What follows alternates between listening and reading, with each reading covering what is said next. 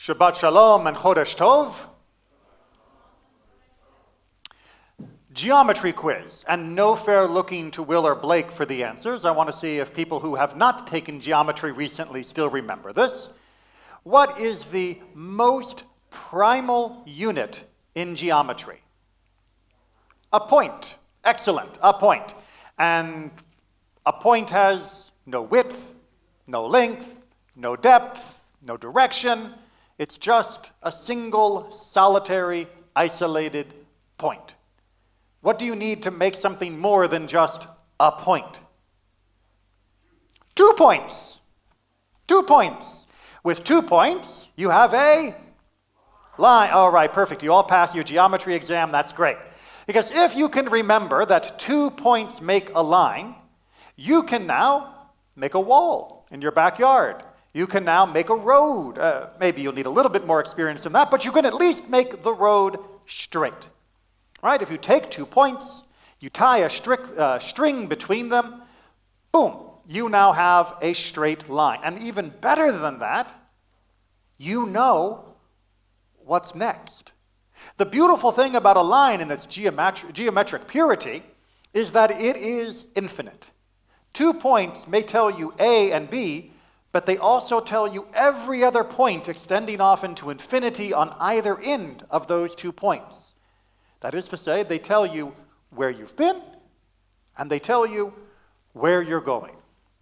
Chart a true course between 2 points, and you will be able to arrive at your destination. Which is why all of the points that we are being given throughout this week's Torah portion, which were chanted perhaps seemingly unendingly, are not actually infinite, but they are incredibly helpful because they tell us where we were, which was Egypt, and they tell us where we're going even if we haven't gotten there yet, which is Eretz Israel, the land of Israel. This segment of the line runs very straight and true from Egypt to Israel. Kind of. Segment. Geometry time again. What's a segment?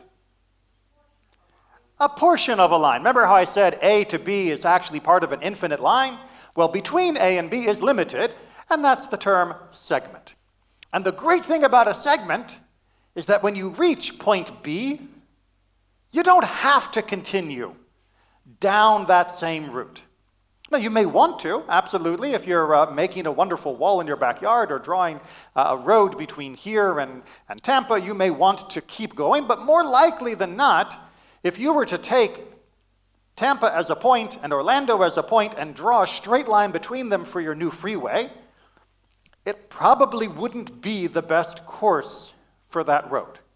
And indeed, when we see all of the points of all of the steps of our journey between the land of Egypt and Israel, it ain't a straight line. It has many segments. We go here, and then we change course and go there, and then we change course and go here, and back and forth and back and forth. And each one has a different event, a different meaning, a different reason for why there was a course correction. Sometimes it's as simple as going around the big scary people. Sometimes it's less beneficial because we messed up and God said, fine, then we're not going this way, we're going to take a detour. But each segment has a reason. But that is the point. That is the point, if you'll pardon the pun. Each segment has a reason. At each point, we have a choice. At each point, we can decide, do we wish to continue in the way we have gone? Do we wish to keep going down that road? And very often the answer is yes. There is a reason why Judaism has survived. It is because we know the points of our past. We know the points of our tradition. We know the points of our family histories. And we know that what has happened before, we wish to continue. We wish to maintain for our future.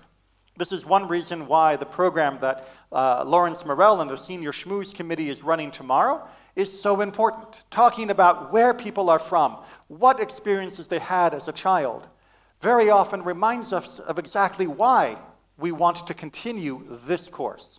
It's one reason why we have Tat Shabbat in the other room. because we are trying to show those points to the next generation so that they will be able to continue to walk that straight and true path.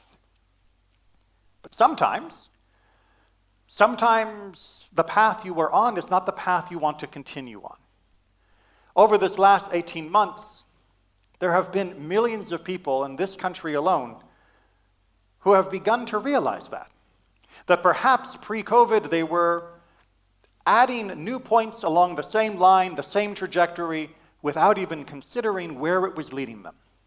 Because that was what they thought was expected of them. That was where the inertia of their life was taking them.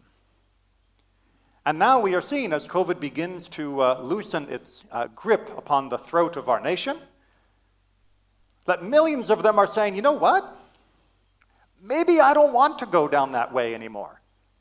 Maybe I don't want to keep walking that path. Maybe the job that I have in has been crushing my soul. Maybe the relationship I am in has been toxic and abusive. And maybe I have choices.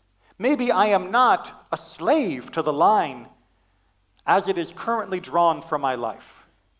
Maybe I am adding each segment in front of me, and I have the option of turning to the left, to the right, to go up or to go down, to move from its current path, because I don't like where it's going. So many millions saw themselves wondering, will I be happy in 60 years if I am still doing exactly what I am doing today? And there has been the largest voluntary self-unemployment in the last few months that's ever been seen.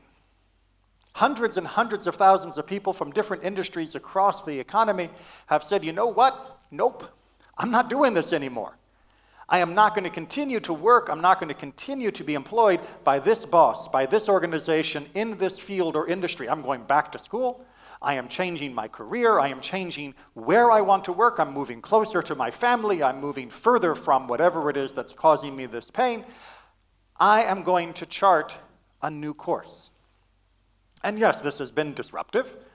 And yes, millions of people are still looking for work and trying to find their place. And yes, this is causing some economic upheaval. But you know what? Thank God. Because we are not here to serve the economy. We are here to serve our souls and our communities. And if people have had the opportunity to wake up over this last year, perhaps realizing that they wanted more time with their family as they had been forced to spend time with their family, and that they decided this is actually pretty nice, and maybe they're going to change their job so that they can make that a permanent feature, this is a gift. This realization that the course we are on is not the course we have to be on. Even if the course we are on is good, even if it is beautiful and blessed, even if you are, like me, somebody who loves their job and looks forward to coming back to work after vacation, you still need to remember that you are choosing that you are welcoming that, and that you should then appreciate that it is not automatic, it is not a given, to go back to our geometric terms, but that it is instead a decision. You decide to stay because it is good, you decide to change to be better. But you decide. Those lines, those geometric infinities that stretch out in front of us, those are only mental constructs. And we can change them. And we must, because we are constantly in charge of the line of our lives. Don't forget that, and make sure you are choosing the right direction while remembering the direction from whence we have come. Shabbat Shalom and Chodesh Tov.